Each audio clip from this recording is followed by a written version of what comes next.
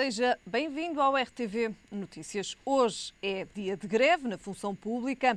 Entre 80% e 100% dos trabalhadores estão a aderir à greve, que junta os sindicatos da CGTP e da UGT.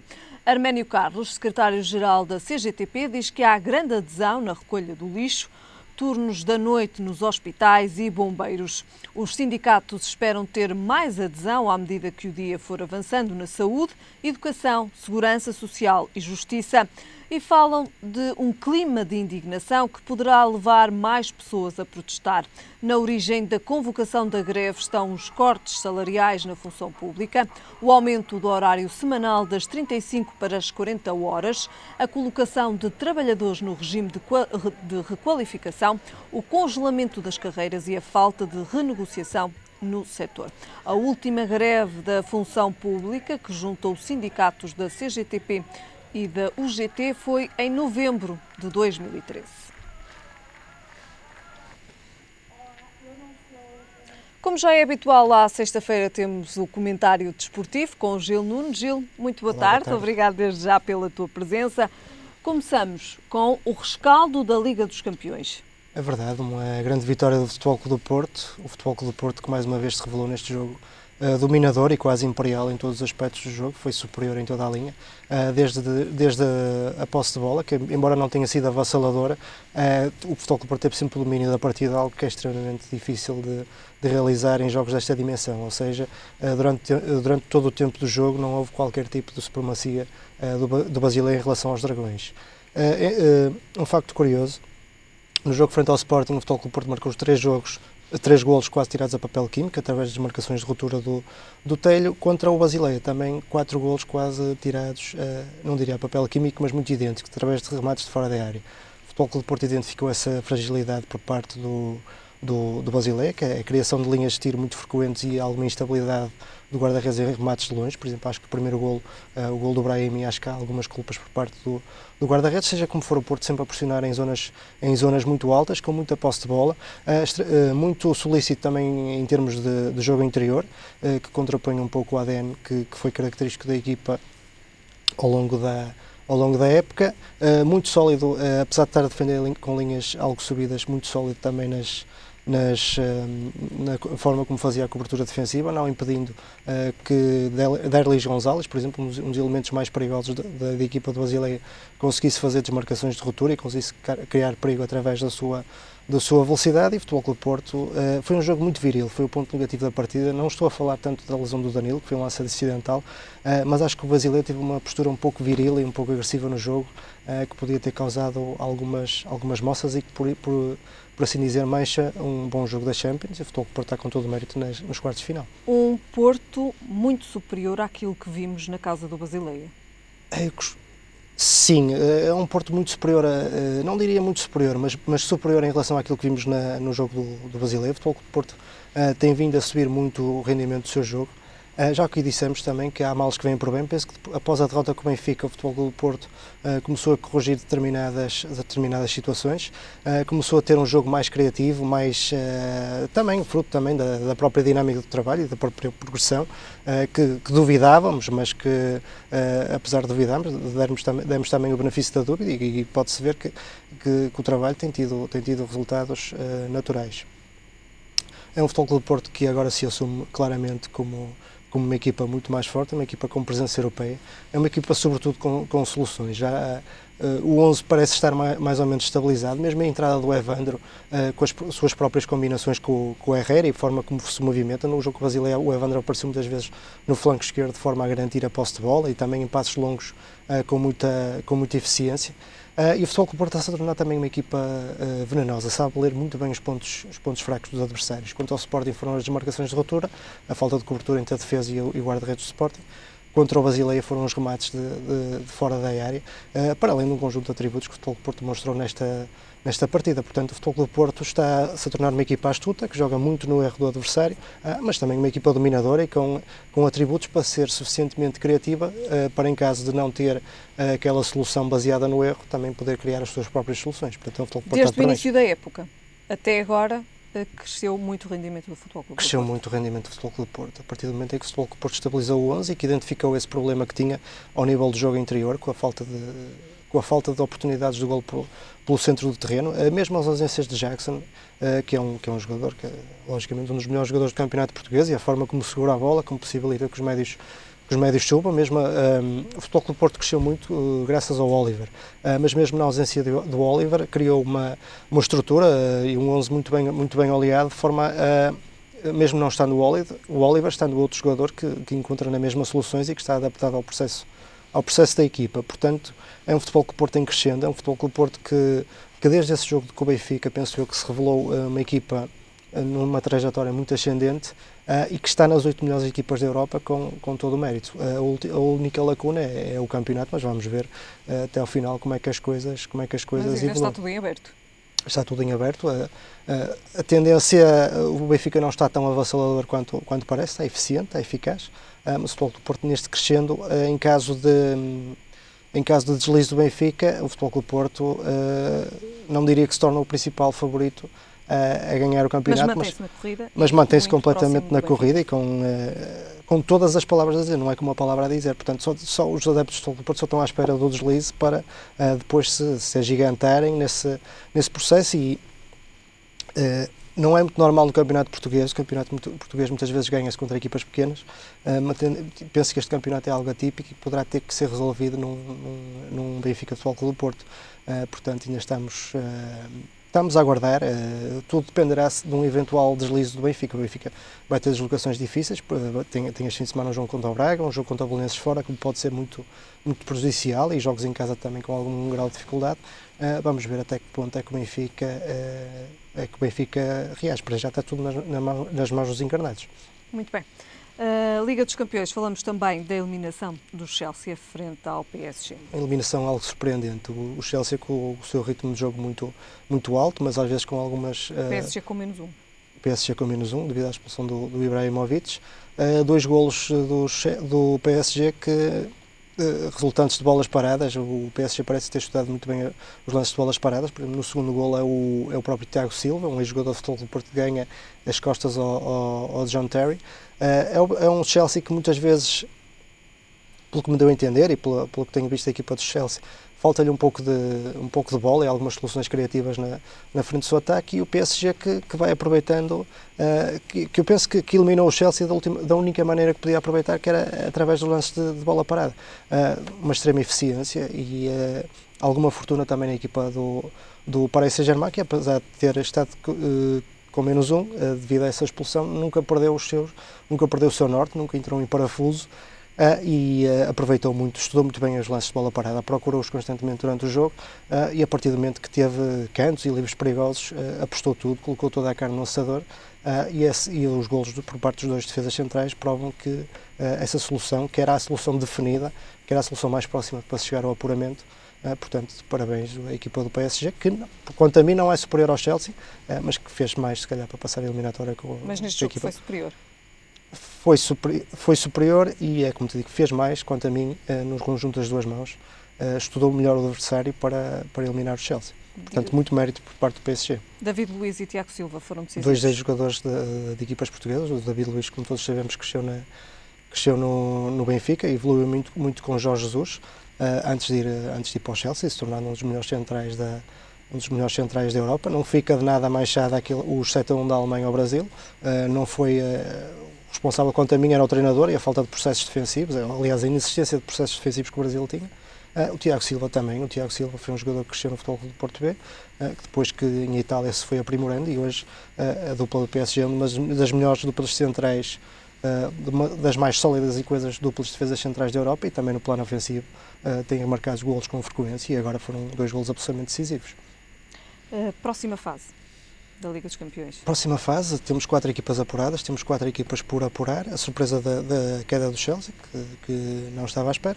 O Bayern também ganhou de forma absolutamente convincente ao Shakhtar. É o adversário que o Futebol Clube do Porto não quer, na minha opinião. É um adversário que, dada a imensa qualidade do seu jogo e a forma como combina muito bem essa componente física e essa componente técnica, seria o adversário possivelmente mais complicado. houve aquele tremelico do Real Madrid frente ao Schalke, um tremelico algo surpreendente. Penso que o Casillas já não é desta época, mas mesmo na final da Liga dos Campeões do ano passado, quase que dava o título ao Atlético de Madrid, através de um lance muito algo caricato, inclusivamente. Penso que o Casillas está a destabilizar muito aquela linha defensiva, não está com o rendimento que lhe permita ser agora guarda-redes titular do Real Madrid. Acho que o nome pesa muito, o carisma que ele terá também pesa muito, mas penso que, sem querer arranjar botes expiatórios, penso que será um elemento que está a causar alguma destabilização em termos do 11 e também em termos de outras.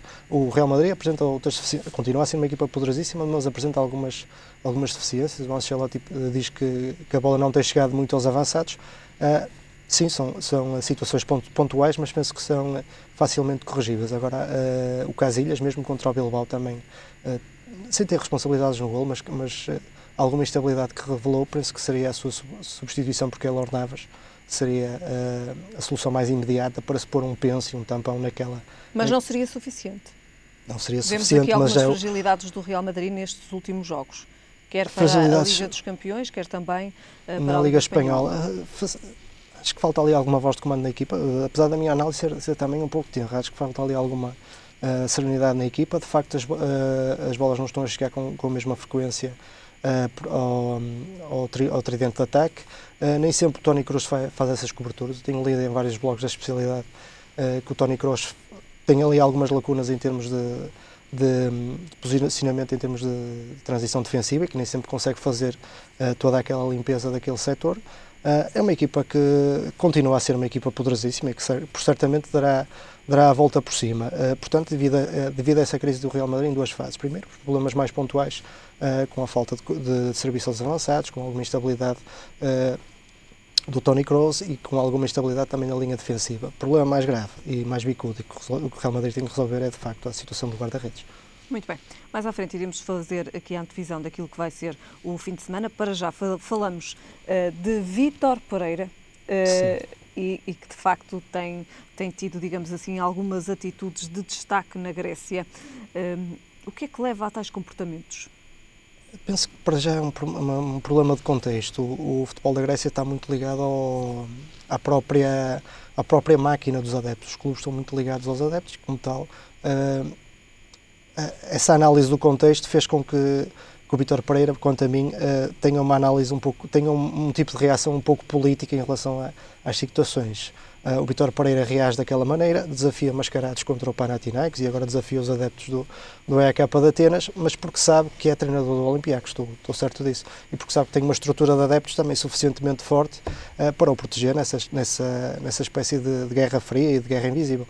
Eu estou certo que se o Vítor Pereira fosse treinador do Akratitos ou do Pancratitos ou de uma equipa de menor dimensão, por certo que não teria esse tipo de comportamento. Portanto, acho que é um jogo político. Teria um comportamento mais moderado? Com certeza que sim, acho que é um jogo político de chamar os adeptos para o seu lado, é uma atitude inteligente. Acho que não é um tipo de comportamento que eu aplauda, nem acho que lhe fique muito bem. Mas seja como for, penso que é uma coisa pensada, não é uma coisa assim tão irrefletida e nem tão insana que ele está a fazer. Com todo o mérito como treinador? Todo o mérito, o seu mérito desportivo é absolutamente indiscutível. Então, a conquista daquele título nacional por parte do Futebol Clube do Porto há 2 anos, já aqui o referimos, é algo de absolutamente extraordinário.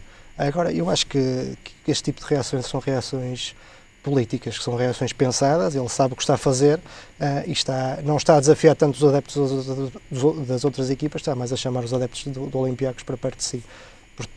Portanto, não vou me alongar muito mais, penso que se resume basicamente a isso. Portanto, atitudes como as que temos vindo a assistir, certamente, digamos assim, nos próximos tempos voltaremos também a assistir a estas atitudes por parte de Vítor Pereira. Sim, sim.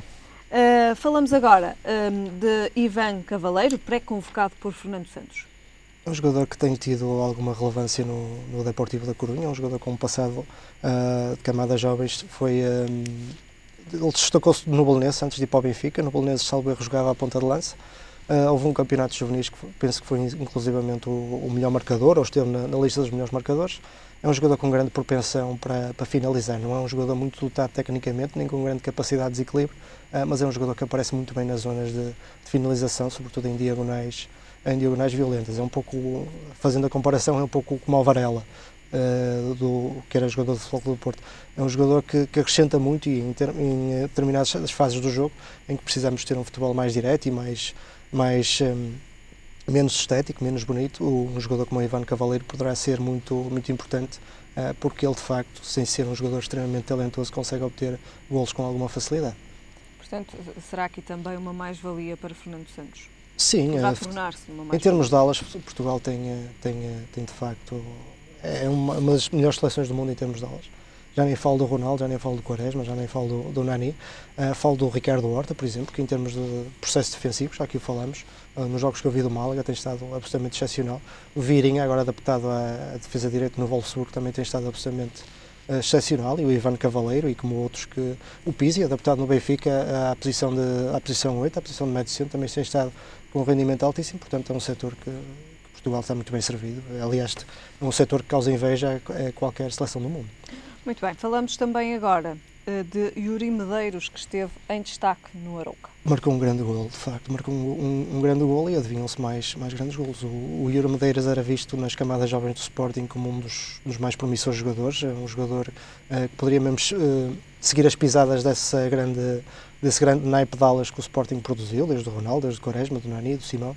É um jogador com um imenso potencial que a mim não me espanta, eu já o acompanho há alguns anos nas camadas jovens, não me espanta que este tipo de golos apareçam, e com certeza que vão aparecer com maior regularidade. É um jogador muito forte no arranque, com muita capacidade de desequilíbrio de 1 contra 1. Estou certo que no Arouca jogará mais e que proporcionará mais destes momentos, porque é um jogador tecnicamente extremamente evoluído, de facto. É um jogador, ainda por cima, um ala esquerdino, os nossos alas costumam ser destros, costumam ter a propensão para serem destros. O Yuri Medeiros é um ala esquerdíssimo, é um ala com muito talento, e que se despontará no Arouca, e estou certo que despontará mais lá para a frente. Agora, falamos também do interesse do Porto em Carrilho. Falou-se muito disso, não sei até que ponto é especulação. Falava-se na altura, antes de ele ir para o Sporting, que nos tempos do Alianza Lima, salvo erro, o Futebol Clube do Porto estava interessado nele. É um jogador que, com o Leonardo Jardim e com o Marco Silva, este ano ganhou alguma estabilidade no 11. É um jogador que recebe mais vezes a bola, que vai acompanhando mais no processo defensivo, que também vai trabalhando muito bem com os laterais, sobretudo com o Cédric. Falava-se do interesse do Benfica no Cédric, também é um interesse justificável. É um jogador que, em termos de estrutura do Porto, o Futebol do Porto está muito bem servido em alas, e eu penso que serviria, isto é tudo muito especulativo, como uma espécie de uma manobra de prevenção em caso de o Futebol do Porto ficar sem o Telho ou ficar sem o Brahim, e seria uma boa solução, mas uma solução imediata, penso que não. Seria uma solução a longo prazo e uma solução de prevenção. Em caso de um deles falhar, o Carrilho seria uma boa opção. Fazemos agora a antevisão do fim de semana. A antevisão do fim de semana, eu vou-me socorrer aqui da minha cábula. O Marítimo Sporting é um jogo... Depois da chicotada psicológica do Marítimo. O Marítimo que reagiu muito bem, ganhando 2-1. Vamos ver até que ponto é que o Sporting, com alguma instabilidade naquela zona central, que é mesmo explorada por equipas pequenas, o Penafiel, com menos atributos, conseguiu fazer essas desmarcações de ruptura e conseguiu criar várias situações de finalização junto da área contrária. Será um jogo que não será um jogo de favoritismo natural por parte do Sporting. O Marítimo ainda está a reagir, obteve uma boa vitória frente ao Paços de Ferreira. Não sei até que ponto é que terá sido fruto imediato da chicotada ou se estará num crescendo, que eu também não vi o jogo, não o posso estar a avaliar com maior precisão. O Sporting no campeonato, a sua missão é manter o terceiro lugar, é qualificar-se para a final da Taça de Portugal. Portanto, é um jogo que se aguarda com alguma curiosidade, se bem que o desfecho da partida não seja, em termos de resultado final, penso que pouco afetará uma e outra equipa, em termos de tabela classificativa. Benfica. O Benfica vai jogar com o Braga, tem um teste bastante complicado, perdeu na taça por 2-1. O Braga tem aquele naipe de jogadores rápidos e extremamente tecnicistas na frente que podem causar alguns problemas. Tem o regresso do Pardo, que já dissemos que é um jogador que pode atuar nas três frentes de ataque, pode aparecer muito em zonas de finalização, um jogador que causa sempre enormes problemas contra os seus adversários. No entanto, o Braga tem alguma instabilidade em termos defensivos e o Jorge Jesus não costuma perder duas vezes com o mesmo adversário, portanto há aqui algum favoritismo do Benfica. O Benfica na jornada anterior, através daquela dupla Lima-Jonas, aproveitou muito bem aquelas desmarcações nas costas para também na segunda parte conseguir obter os 3 golos e obter a vitória. É lógico que se podem falar de casos de arbitragem, alguns deles são justificáveis, mas o que é certo é que o Benfica, na segunda parte, fez esse câmbio no seu jogo e possibilitou muito mais serviço aos desavançados que, servidos nas costas dos defesas, causaram imensos problemas. Eu dou um favoritismo ao Benfica, mas vamos ver até que ponto é que o Braga, com a sua agressividade, se conseguir ser agressivo e cauteloso na sua linha defensiva, muito contribuindo também o Danilo e a própria estabilidade da linha defensiva, vamos ver até que ponto é que o Braga poderá Estabilizar o Benfica. Destabilizar o Benfica, mas eu dou algum favoritismo ao Benfica neste jogo. Muito bem. O Porto? O Porto recebe o Arouca. Recebe o Arouca, exatamente. O Porto recebe o Arouca. Será um jogo após uma jornada europeia, costumam ser jogos em que as equipas que estão envolvidas nessas jornadas europeias muitas vezes quebram o seu rendimento. Mas parece-me que não. Parece-me que o Futebol Clube do Porto não quer facilitar. Tem a carta do campeonato bem presente. Quererá resolver o jogo cedo. Vamos ver até que ponto é que se faz uma rotação do plantel, porque está envolvido na Liga dos Campeões. Oliver esteve no banco, calculo que deverá ser chamado à equipa. O próprio Quaresma, o próprio Ruben Neves, são soluções que estão englobadas dentro da estrutura. Portanto, eu penso que o Futebol Clube do Porto irá mudar alguns nomes no seu 11 inicial, mas que mesmo assim terá capacidade para ganhar o Arouca. Será um jogo de vitória previsível por parte do Futebol Clube do Porto. O Arouca com bons nomes, já que o dissemos, mas que calculo que não tenha aquele arcabouço necessário para ir ao Dragão causar grandes problemas. E agora, para terminarmos o nosso comentário, o nosso último tema, Nelson Évora volta a ser de ouro. Nelson Évora volta a ser de ouro, um atleta que foi medalha de ouro numa disciplina não técnica, portanto numa disciplina técnica, aliás. Continua a debater na mesma tecla. Portugal tem poucas medalhas olímpicas, só 23 medalhas olímpicas ao longo da sua história, que é manifestamente pouco, tendo em conta, já disse aqui que o principal fator para mim é a grande desequilíbrio existente entre o número de praticantes em futebol, que é excessivo, e o baixo nível de praticantes noutras modalidades. Penso que se devia fazer uma espécie de uma transfusão entre esse excedente para esse valor que está em falta. O Nelson Évora, sobretudo, é mediatizá-lo, é provar que somos capazes. Ele, nos Jogos Olímpicos, tinha ganho também a dois adversários ingleses, portanto, a própria conquista de um campeonato da Europa é uma boa antecâmara daquilo que ele poderá fazer a nível mundial. A Inglaterra tem muitas tradições, segundo o que sei, também a nível do triplo salto, e terão sido os principais adversários do Nelson, sem eu estar muito a par daquilo que se terá passado, mas sobretudo é mediatizá-lo, é enfatizar os seus feitos, é procurarmos dizer o quanto eles são necessários ao desporto português, tanto o Nelson Évora, tanto a Telma Monteiro, tanto o Marcos Freitas, tanto o Sérgio Paulinho, a Vanessa Fernandes, todos esses que contribuem quase de uma forma isolada, numa estrutura algo desequilibrada, como aqui já o referi, para a obtenção desses resultados. Portanto, eu acho que temos que fazer é mesmo mediatizar esses nomes e alertar, e continuar a alertar e sermos chatos e aborrecidos até que essa estrutura se abale, e que nos Jogos Olímpicos nós estejamos simplesmente a pensar que temos uma ou duas medalhas e que foi um grande feito, porque de facto fica sempre aquém das expectativas. São exemplos a seguir? Completamente, até porque os apoios... São reduzidos? Os apoios são reduzidos, não há assim tantos praticantes de atletismo em Portugal, apesar de toda a notoriedade que obtivemos com o Carlos Lopes, com a Rosa Mota, com a Fernanda Ribeiro. Nunca houve depois uma continuidade em termos de uma liga portuguesa de atletismo que seja, ou através da realização de meetings de atletismo que sejam suficientemente relevantes à escala internacional. Há muito agora a questão da corrida desportiva e da febre da corrida que está a afetar os cidadãos, e positivamente, mas não é uma febre de corrida que seja suficientemente competitiva para alimentar essa modalidade. Eu continuo a bater nas mesmas teclas, excedente do futebol, carência nas outras modalidades. Portanto, tem que se fazer essa transfusão. A Inglaterra fez uma coisa muito interessante. Pegou, por exemplo, na equipa do Tottenham, na altura, e pôs os jogadores do Tottenham, na altura, a jogarem ping-pong, a correrem, a fazerem ciclismo, a fazerem basquete, e através dessa mensagem conseguiu captar muitos jovens praticantes. E não foi à toa que nos últimos Jogos Olímpicos a Grã-Bretanha ficou em terceiro lugar ao nível das medalhas. Portanto, penso que é esse mesmo caminho a seguir. A Grã-Bretanha identificou o problema, penso que nos falta nos dar esse clique. Também identificar o problema dar o clique, exatamente. E dar precisamente esse clique. Gil, muito obrigada. Obrigado. Voltamos a ver-nos na próxima semana. Até para a semana. As queixas de consumidores sobre compras online à distância ou porta a porta passaram do quarto para o segundo lugar na lista das reclamações que mais chegam até à DECO. De acordo com a DECO, a maior parte das reclamações incide sobre o facto de as empresas ignorarem o direito de resolução de contrato no prazo de 14 dias. O incumprimento do prazo de reembolso, a falta de entrega dos bens e ainda a disparidade entre o preço publicitado e o efetivamente cobrado. As telecomunicações continuam a ser o principal alvo das reclamações.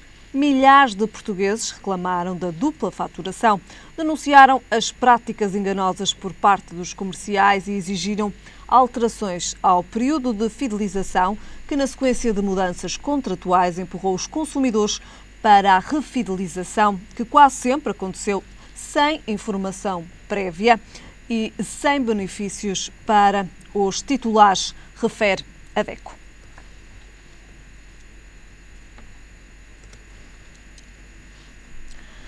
E falamos agora do Sonho da Música, uma peça que está em exibição no Teatro Sá da Bandeira. Para percebermos melhor do que é que trata esta peça, tenho comigo Bernardo Lima. Bernardo Lima, muito boa tarde. Obrigado desde já pela tua presença. Obrigado. O Sonho da Música era também o teu sonho?